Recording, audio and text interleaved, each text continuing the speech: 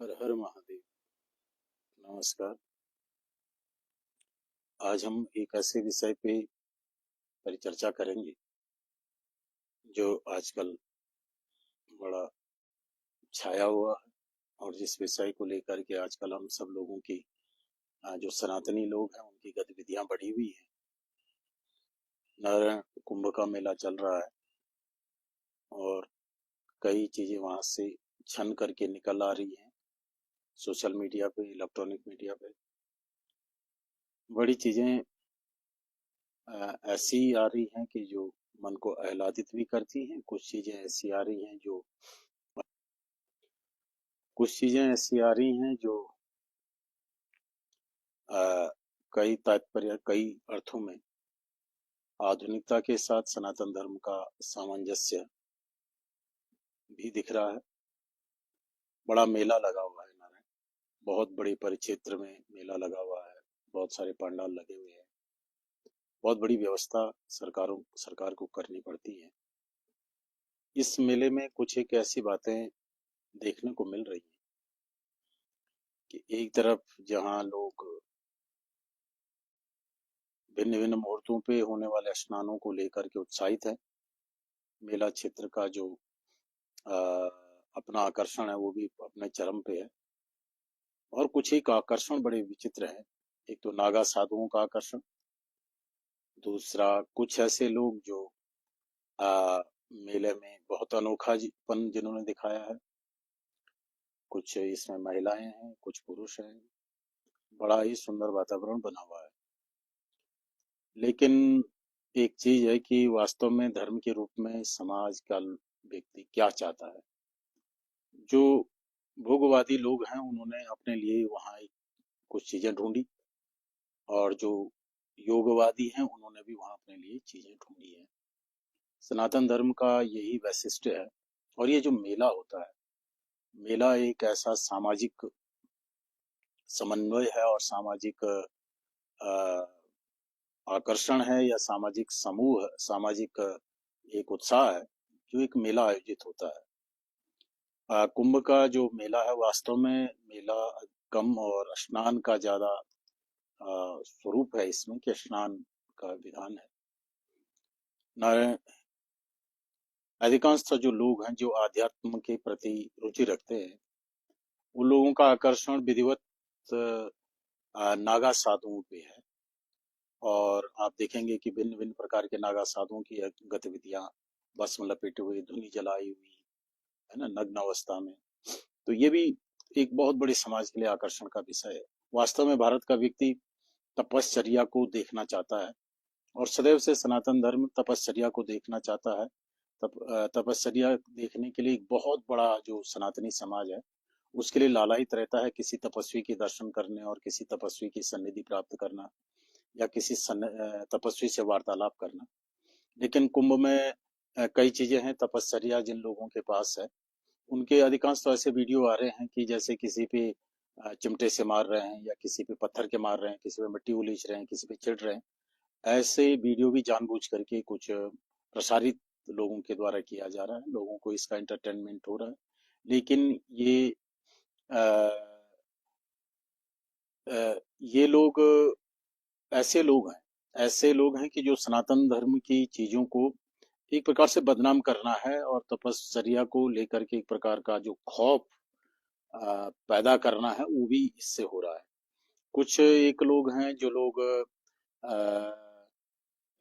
एक लड़की है जिसके आंखों को लेकर के या जिसके स्वभाव को लेकर के भी बड़ी परिचर्चाएं चली है।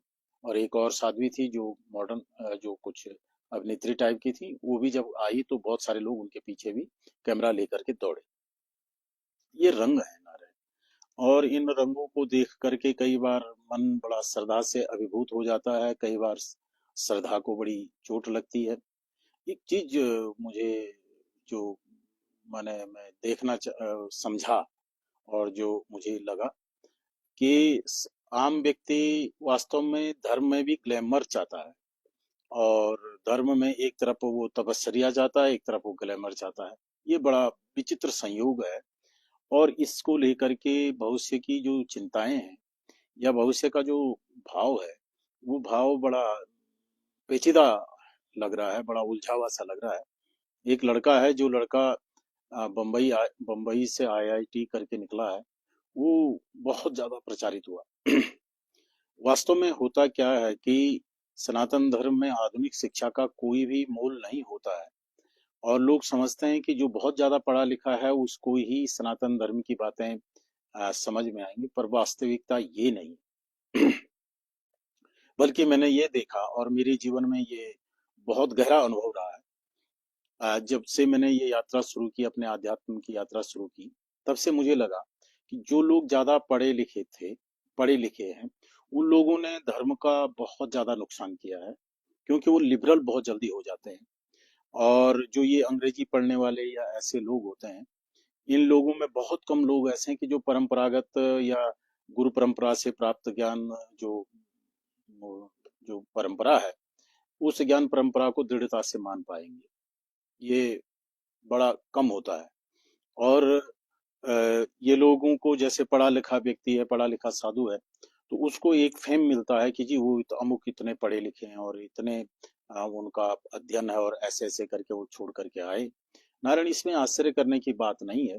सनातन धर्म में हमेशा से ये रहा है कि चक्रवर्ती सम्राट राजपाट छोड़ करके तपस्या के लिए निकले हैं। बहुत सारे राजकुमार ऐसे हुए हैं, बहुत सारे राज परिवार के लोग ऐसे हुए हैं, जिन्होंने अपना पूरा राजपाट छोड़ करके भगवान की सन्निधि में और भगवान की सेवा में वो लोग उपस्थित हुए हैं।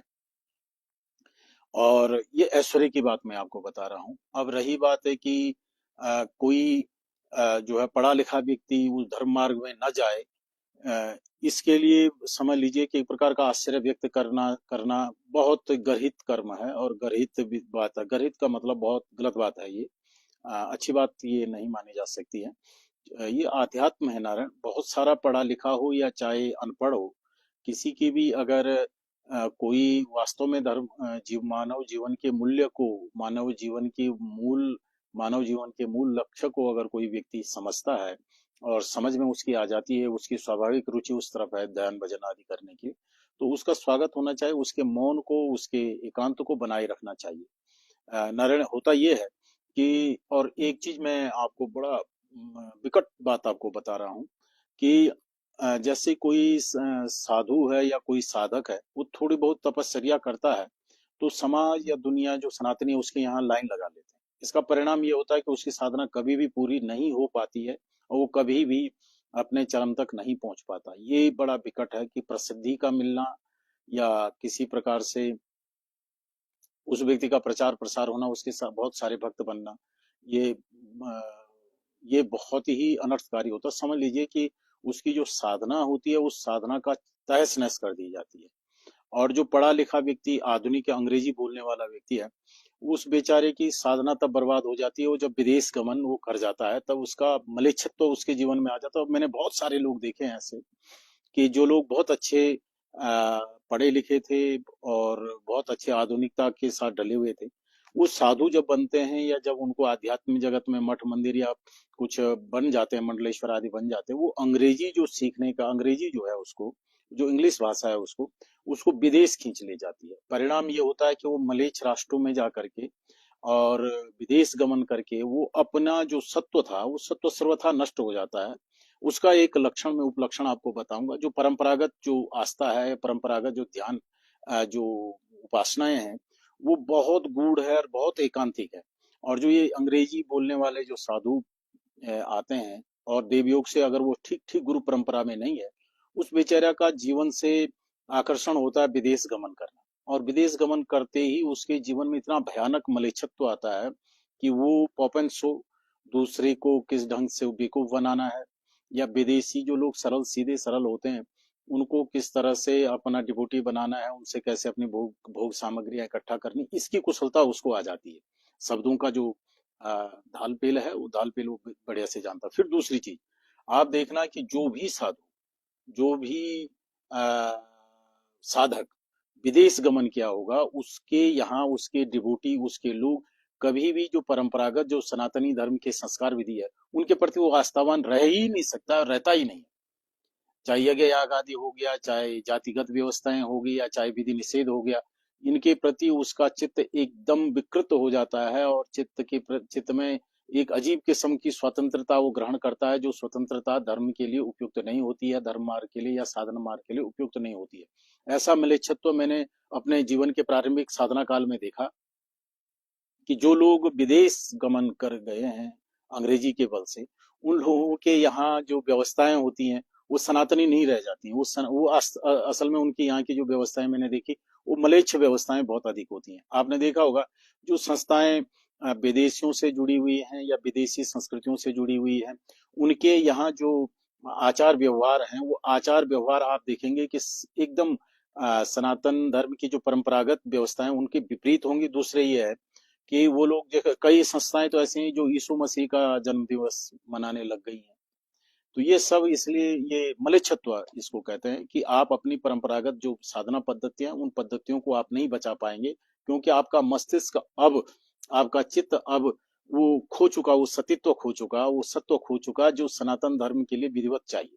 और ये आप सोचेंगे, कोई भी व्यक्ति ये सोचेगा कि मैं अपने उसको नियंत्रित कर लूंगा, नारायण, ये संभव ही नहीं है। और क्योंकि ये सत्व जो होता है, ये जो चित्त का सत्व होता है, ये जो देखने से दृष्टारम चक्षुषापयम, दृष्टि मात्र से ही या देखने मात्र से ही चित्त में बदलाव होते हैं नारायण। और चित्त जो है बहुत विकृति को ग्रहण कर लेता है। जब विदेशी भूमि में या विदेशी चीजों को प्रति आप जाते हैं, तो वहां आपका चित्त बिल्कुल विकृत होकर के वापस आता है। बहुत आप अच्छे बोलने वाले हो जाएंगे, आपको लगेगा कि आप बहुत टेक्निकली आप माने उससे आप तकनीकी रूप से आप बहुत सुदृढ़ हो गए हैं, आपके पास धन आ गया है, लेकिन भीतर से आपका एक ऐसा आलस भी जन्म लेता है, एक ऐसा अ, ऐसा माने सनातन धर्म के प्रति एक ऐसी रूढ़ी भी जन्म लेती है जो बहुत लिबरल अपने आप को कर देती है। उसका परिणाम ये होता है कि आप सनातन धर्म के मूल अक्षरों को, मूल तात्पर्य को आप समझ नहीं पाते हैं। नारायण, जो आईआईटी वाले जो बाबा जी हैं, वो बेचारा निकला है, कोई बहुत बड़ा आश्चर्य नहीं है इसमें। सनातन धर्म में तो बहुत सारे लोग ऐसे रहे हैं कि जिन्होंने बहुत अच्छी पढ़ाई की, लेकिन इन लोगों के जीवन में अधिकांश तो मैंने देखा है कि विदेश गमन आदि करके ही अपना सर्वनाश कर डालते हैं। और इनका सर्वनाश इस जीवन में, वो चाहे अब कितना कुछ भी कर ले, उसको वो प्राप्त सत्य की प्राप्ति नहीं होती है। वो उसके बाद वो कल्पना जगत और काल्पनिक वस्तुओं के प्रति उसका चित्त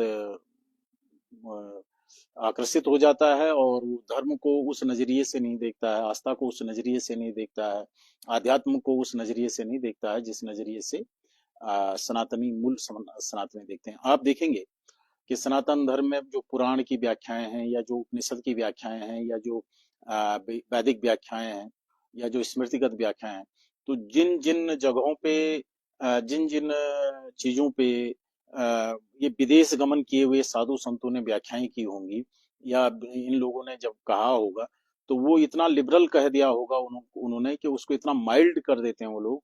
परिणाम ये होता है कि मूल वस्तु, सत्य वस्तु नष्ट हो जाती है। जैसे रिद्धि सिद्धियां, या ईश्वर का चमत्कार, ईश्वर की कृपा, देवताओं का चमत्कार, देवताओं की कृपा, देवताओं के मंत्रों की सिद्धियां, या तपस्या से प्राप्त होने वाली चीजें, इन सब चीजों के प्रति उनके मन में बहुत ज्यादा विद्रोह उत्पन्न हो जाता है। और वो लोग चीजों की व्याख्या इस ढंग से करते हैं कि जैसे ये चीजें व्यवस्थित ही नहीं है, और ये चीजें काल्पनिक है।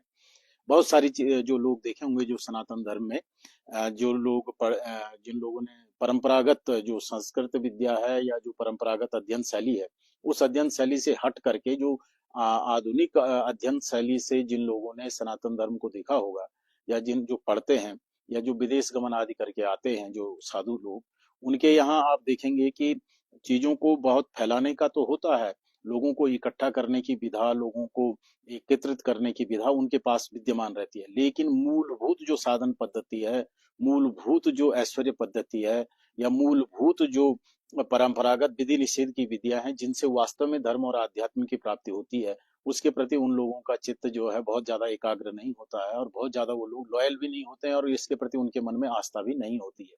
ये बड़ा विकृत एक पहलू है। और कभी भी आप देखेंगे कि जब भी अगर कोई व्यक्ति कहते हैं जी कि किन के पास जाएं, तो दो चीजें हैं नारायण, जिनके पास परंपरागत अध्ययन है, और जो परंपरा से वास्तव में विधि निषेध को मानते हैं। जैसे विदेश गमन, अगर आपके गुरु या आपके पंथ के लोग विदेश गमन कर रखे हैं, तो आप उनसे छुटकारा पा लीजिए, तत्काल छुटकारा पा लीजिए, क्योंकि वो अब आपको सनातन परंपरा की चीजें आपको नहीं दे पाएंगे। ये दावा है हमारा। और इतना आप देख लीजिए कि वो लोग एक अच्छे हॉस्पिटल खोल सकते हैं, वो एक अच्छा आयोजन कर सकते हैं, वो एक अच्छा जनसमूह इकट्ठा कर सकते हैं, वो एक अच्छा सा सत्संग का पांडाल इकट्ठा कर सकते हैं, लेकिन वो एक अच्छे साधक की उत्पत्ति वो लोग नहीं कर पाएंगे।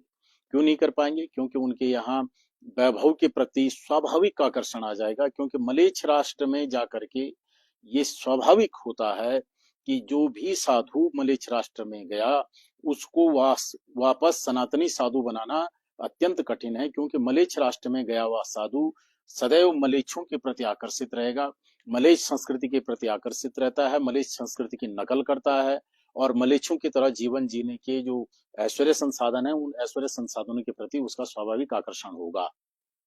ये उसके चित्त का बलात्कार जिसको कहेंगे, मलेच्छ राष्ट्र में जाने से हो जाता है। तो नारायण, अभी आप देखेंगे कि बड़ा हाइप बनाया जा रहा है कि अमुक की पत्नी जो है कुंभ के मेले में रहेंगी। नारायण, एक मलेच्छ अगर आ रहा है तो उसको इतना प्राथमिकता देने की आवश्यकता नहीं है। और वो लोग वास्तव में उस कुंभ के मेले में तो वो सबसे पतित जीव हैं, उनका तो स्पर्श भी क्षम्य नहीं है, और उनकी सन्निधि भी बहुत कुछ अच्छा नहीं है, क्योंकि यज्ञ में और पुण्य कर्म में अगर कोई मलेच्छ प्रविष्ट हो जाता है तो वो कर्म दूषित हो जाता है और वो क्षेत्र भी दूषित हो जाता है। ये मलेच्छ के कारण है। मलेच्छों को कुंभ मेले में अगर लाया जा रहा है तो ये कुंभ मेले को, पवित्रता को नष्ट किया गया है। और उन लोगों के लिए अगर वो आते हैं तो मैं उनके लिए अलग से व्यवस्थाएं कुंभ मेले के परिक्षेत्र में होनी चाहिए।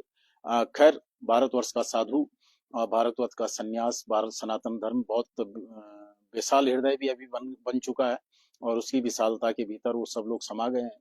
ये भी कुछ हद तक स्वीकार्य हो सकता है, लेकिन वास्तव में परंपरागत अगर देखा जाए तो स्नान जो पर्व है, स्नान का जो जो जो व्यवस्था है, स्नान में पवित्रतम भाव होने चाहिए। नारायण, स्पर्शा स्पर्श का भेद होता है।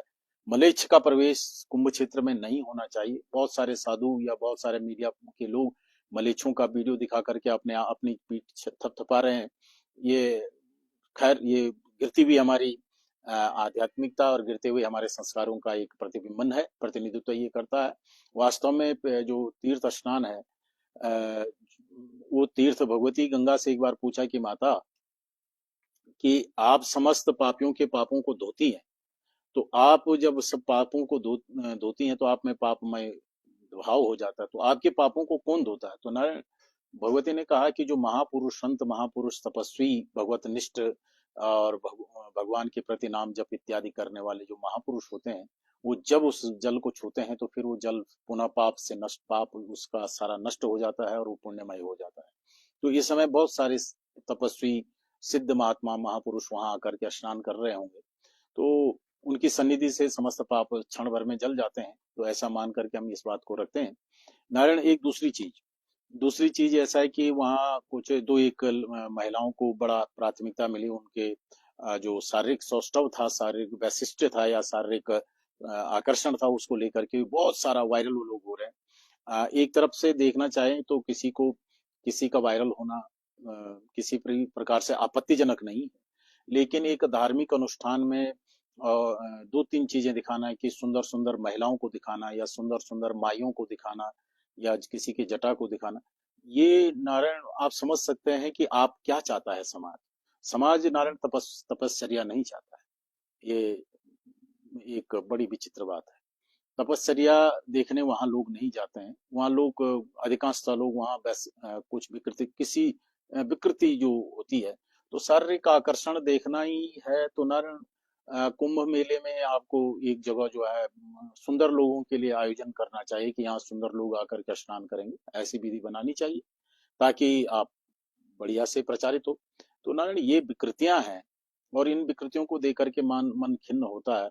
नारायण, वही मेले में कई ऐसे अधार्मिक लोग भी पहुंचे हैं, अधार्मिक संस्थाएं भी पहुंची हैं, जो सनातन धर्म के जो परंपरागत जो विश्वास है, उन विश्वासों को लेकर के ऐसा साहित्य भी वहां बांट रहे हैं, कि जो साहित्य सर्वथा अ, हमारी मान्यताओं के विपरीत तो साहित्य होता है। तो ऐसे लोग भी कुंभ के मेले में पहुंचे हैं। तो सामंजस्य है ये। लेकिन विकृतियां भी ये है। आपसे मैं ये कहना चाह रहा था कि वास्तव में कुंभ का मेला जो है उन तपस्वियों के लिए, उन यौगिक लोगों के लिए है। दो प्रकार के लोगों के लिए कुंभ का मेला है। एक उन लोगों के लिए कुंभ का मेला है जो दान धर्म इत्यादि करना चाहते हैं उचित पर्व पे, स्नान पर्वों पे।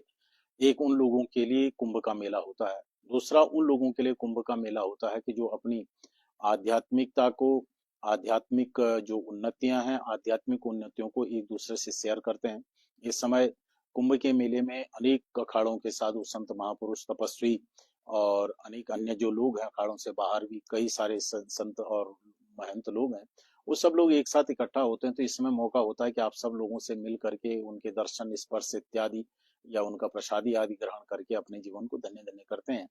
और दूसरी तरफ एक ऐसा भी होता है कि आप बहुत बड़े जनसमूह के बीच रह करके अपने आप को स्वतंत्र और अपने आप को अपनी जो भावनाएं हैं, जो संकुचित भावनाएं होती हैं, उन भावनाओं को विशालता प्राप्त होती है।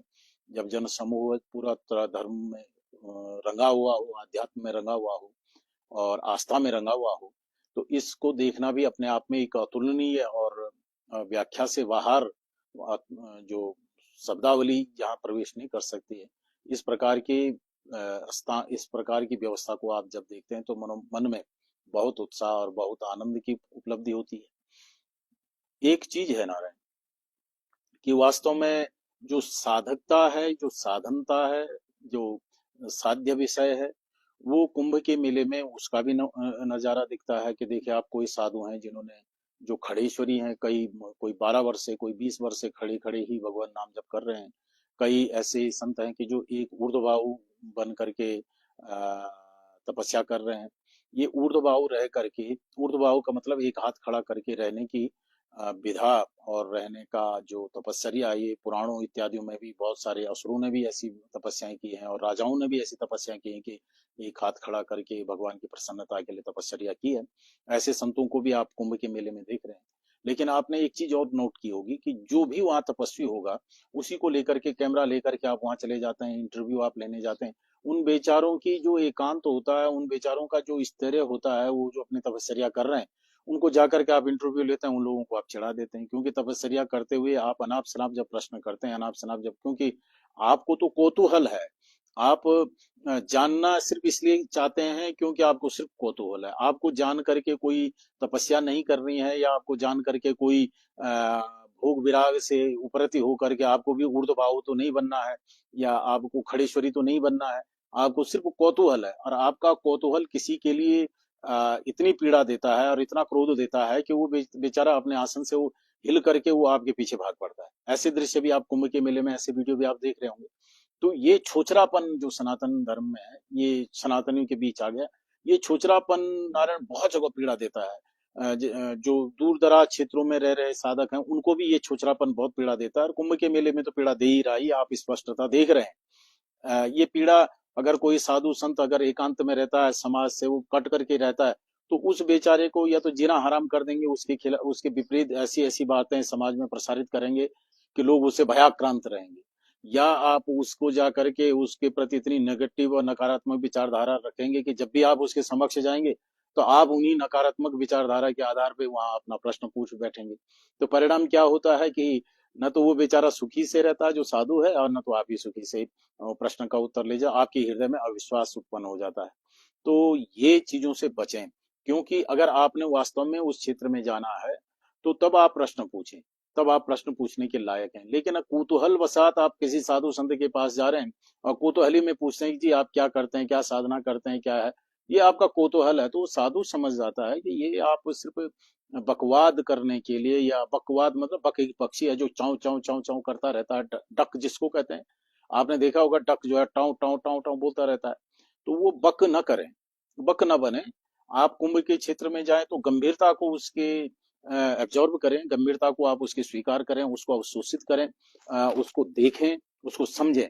ऐसे ही सामान्य साधु के जीवन में भी जब ये कुंभ का मेला नहीं हो रहा होता, साधु संत लोग अपनी कुटियाओं में अपना जीवन जी रहे होते हैं या अपना जीवन यापन कर रहे होते हैं, तो देखा मैंने अधिकांश तो अगर साधु समाज के साथ बहुत घुल मिल रहा है, तो उसको आप स्वीकार करते हैं, तो जब समाज में साधु बहुत ज्यादा घुलता मिलता है तो उसकी अपनी साधनाएं नहीं होती हैं, ये निश्चिंतता है। मैंने जो ये मलेच्छ राष्ट्रों में जाने वाले जो साधु संत हैं, ये घुलने मिलने की क्रिया को समझ जाते हैं, बस इस तक ही सीमित हो, साधना नहीं हो पाएगी नारायण साहब, संभव ही नहीं है।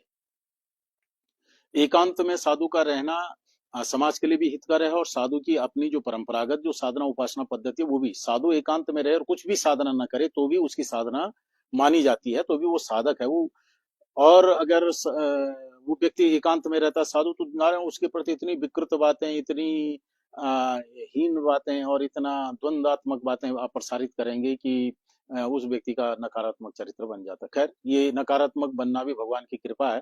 कृपा इसलिए कि लोग तब उस साधु के नजदीक नहीं जाते हैं, ये भी एक भगवान की कृपा मैं मानता हूँ। लेकिन जो कुंभ के क्षेत्र में जो तपस्यारत जो साधु हैं, उनका तो वो दैनिक कृत्य है भाई। एक व्यक्ति ऊर्ध्वभाव है, अब जहां भी जाएगा तो ऊर्ध्वभाव लेकर के जाएगा। एक खड़ेश्वरी जिसकी तपस्या है, तो कुंभ के मेले में भी जाएगा तो खड़ेश्वरी रहेगा। कई साधु आपने देखेंगे कि पंचधुनी लगा करके बैठे हुए हैं, कई जो है कंटकों में शयन कर रहे हैं, तो ये उनका अभ्यास है। और उसके मध्य अगर भगवान ने चाहा, अगर सचमुच उनका चित्त शुद्ध हो गया है और वो उनके गुरु परंपरा ने उनको ठीक से बताया है, तो उस अवस्था में अगर भगवत भजन करते हैं, भगवान नाम का जप करते हैं, तो अवश्य ही वो लोग बहुत बड़े सिद्ध हैं। और नारायण साधारण तो धर्म के नाम से, आस्था के नाम से, तपस्या के नाम से अगर आप कोई कठोर या दृढ़ कोई अभ्यास कर रहे हैं, उस अभ्यास में चाहे आप भगवान नाम नहीं भी जप रहे हैं, तो भी धर्म और आध्यात्म उसके पक्ष में है, क्योंकि कठोर अभ्यास ही वास्तविक आध्यात्म की तरफ ले जाता है और इस संसार से निवृत्ति के लिए तपस्या है। लेकिन अगर सिर्फ उसमें भगवान नाम इसमें आ जाता है, तो तब तो नारायण कहना ही क्या है। क्योंकि जो कलिकाल है नारायण, कलिकाल में भगवान नाम संकीर्तन और भगवान का चिंतन और भगवत संबंधी वर्तन करना, ये सबसे श्रेष्ठ और सबसे उत्कृष्ट साधन है। जैसे कई जगह कहा गया कि विद्या तप प्राण निरोध मैत्री तीर्थाभिषेक व्रत दान जप्य नान्त्य शुद्धि लभतेन्तरात्मा यथा हृदस्थे भगवत्यनंते।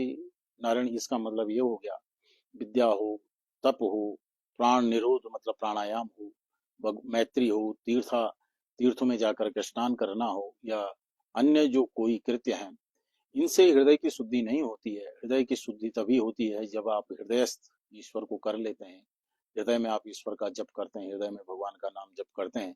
और कलिकाल में तो नारायण भगवान नाम जप ही सर्वश्रेष्ठ साधन है। क्योंकि कलिकाल में अगर आप थोड़ी सी तपस्या करेंगे, तो लोग आपकी तपस्या को लूटने के लिए, छीनने के लिए पहुंच जाएंगे। अगर आपको थोड़ा सा भी आप विद्वान बन गए, तो लोग आपको बहुत अधिक व्यस्त कर देंगे अपने आप के बीच में। और अगर आप कोई क्रिया या कोई अभिक्रिया को आपने समझ लिया, तो लोग प्रदर्शन करने के लिए आपका चित्त बारंबार उद्वेलित होगा। इसलिए गोपनीय भाव से भगवान नाम का जप नित्य निरंतर रहना, क्योंकि इसको कोई छीन नहीं सकता। और ये ऐसी संपदा होती है कि जिसके बल से आप वास्तविक आध्यात्म को प्राप्त करते हैं। आप लोग अगर कुंभ मेले में हैं या कुंभ मेले में जा रहे हैं, तो इन चीजों से बचें कि कुंभ मेले में नारायण आप अपने चित्त को धावन करने, चित्त को धोने जा रखे हैं। और कुंभ मेले में जाएं, दो प्रकार की नदी इस समय वहां देखने को मिल रही है। दो प्रकार की नहीं नारायण, तीन प्रकार की नदियां, एक भौतिक रूप से, एक आध्यात्मिक रूप से वहां नदी गंगा जी उपस्थित हैं। एक तो गंगा जमुना सरस्वती नाम की नदियां वहां पे वास्तव में मिलती हैं। और पहले लगता था, हम लोग जब पहले पहले जब हम कुंभ या प्रयाग में जब स्नान करने गए थे, तो दो नदियों का संगम तो हमको दिखा, दो नदियां तो वहां दिखी, तीसरी नदी हमको वहां दिखी नहीं, जो सरस्वती नदी है। लेकिन कालांतर में अभी पता लगा कि कुछ समय पहले ही, कि वास्तव में जो सरस्वती नदी है, सरस्वती नदी वहाँ भूमिगत है। और वो आर्कोलॉजिकल साइडों पे भूमिगत जो वो लोग हैं, उन्होंने उसका नक्शा और उसके नीचे बहने वाले पानी का प्रभाव जगह जगह पे कुंडों के रूप में दिखता है। और कई जगह वहाँ, जैसे एक जगह भीम कुंड है, तो भीम कुंड में पानी का प्रवाह दिखता है। और जब उसका मैपिंग किया गया, तो पता लगा कि इसके नीचे एक बहुत बड़े क्षेत्र में एक नदी पानी का प्रभाव बढ़ रहा है, और सिर्फ एक कोने में ही हम पानी को देख पा रहे हैं। तो वास्तव में वो नीचे पानी का एक बहुत बड़ा प्रवाह बह रहा है, जो प्रयागराज में जाता है और भगवती गंगा और यमुना की निकट ही वो पानी जमीन के नीचे वहां पर निकलता देखेंगे आप। कुछ देर दूरी आगे जाकर के वो पानी जो मार्जिन में, जिस मार्जिन में गंगा का और जिस मार्जिन में यमुना का पानी होता है, उस मार्जिन से कई अधिक पानी वहां आगे दिखता है। तो वास्तव में वो जो अधिक दिख रहा है वो सरस्वती नदी का पानी है। तो ये त्रिवेणी वहां आज सचमुच विद्यमान है।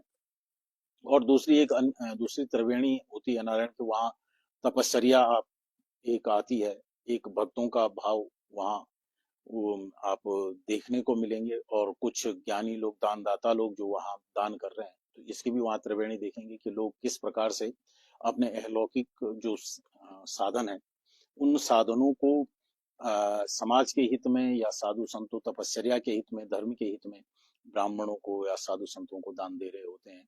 कई लोग स्नान करने के लिए दूर दूर से, आस्था के बल से, कई लोगों की इच्छा होती है कि मैं कुंभ में स्नान करूंगा, बड़ी वृद्ध बूढ़े लोग वहां पहुंचते हैं। और इस समय वहां जो भावना होती है, गरीब से गरीब व्यक्ति, निर्धन से निर्धन व्यक्ति भी तपस्या कर रहा है या स्नान कर रहा है, ब्राह्मणों का सानिध्य प्राप्त कर रहा है, साधु संतों के साथ उठ बैठ रहा है, या साधुओं के भंडारे में जाकर के उनकी जीवनचर्या को देख रहा है।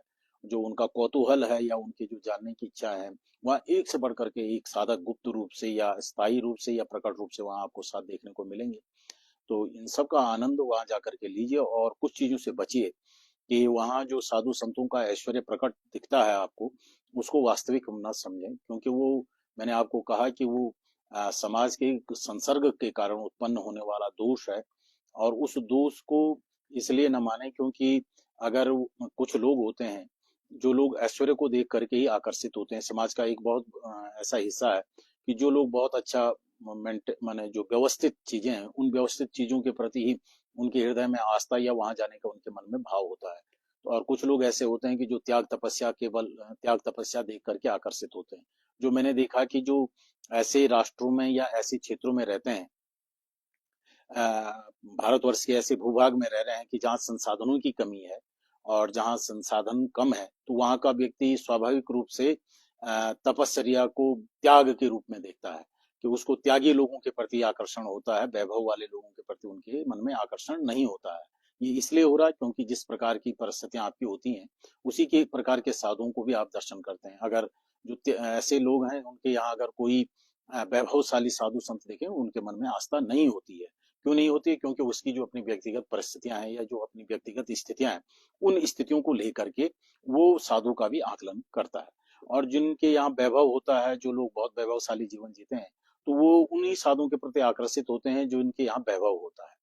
तो अपनी अपनी परिस्थितियां हैं। और कुछ ऐसे भी होते हैं कि चाहे उनके पास वैभव है तो भी वो त्यागी को पसंद करते हैं, और वैभव नहीं भी है तो भी त्यागी को पसंद करते हैं। कई लोग ऐसे भी हैं कि जिनके पास वैभव नहीं है लेकिन वो वैभवशाली साधुओं के प्रति आकर्षित होते हैं।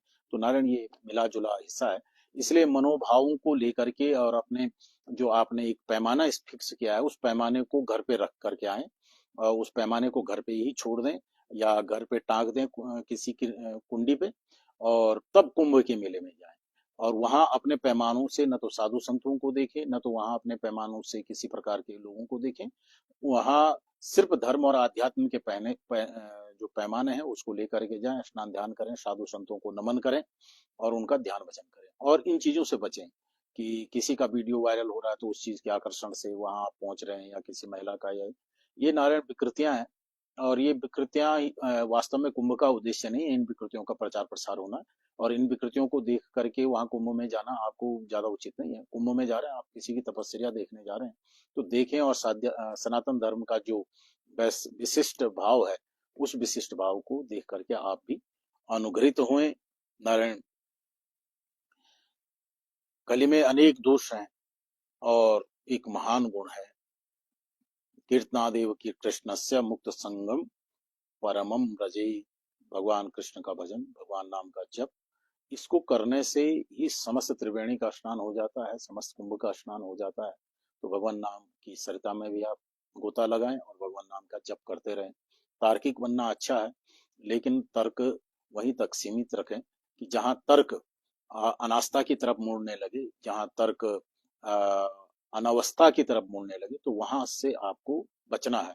क्योंकि तर्क का उद्देश्य सदैव तत्व का विमर्श प्राप्त करना होता है। तर्क का उद्देश्य अगर तत्व का विनाश करना हो तो ये तर्क तर्क नहीं होता है, ये तो विष होता है। तर्क का उद्देश्य सदैव, अगर आपके जीवन में तर्क है, आपके जीवन में जिज्ञासा है, तो वो जिज्ञासाएं सदैव किसी सद और स्थिर लक्ष्य की तरफ जाए, और जिसमें वास्तव में ईश्वर हो, धर्म हो, आध्यात्म हो, आस्था हो। अगर तर्क उस तरफ जा रहा है तो बहुत अच्छा है, लेकिन तर्क अगर अनास्था की तरफ, अनाध्यात्म की तरफ, अधर्म की तरफ या बिलगाव की तरफ जा रहा है, तो वो तर्क वितर्क कुतर्क होता है, वितंडा होता है, तो उस तरफ न जाएं। आप का जीवन मंगलमय हो और आप कुंभ में बढ़िया स्नान करें। हर हर महादेव।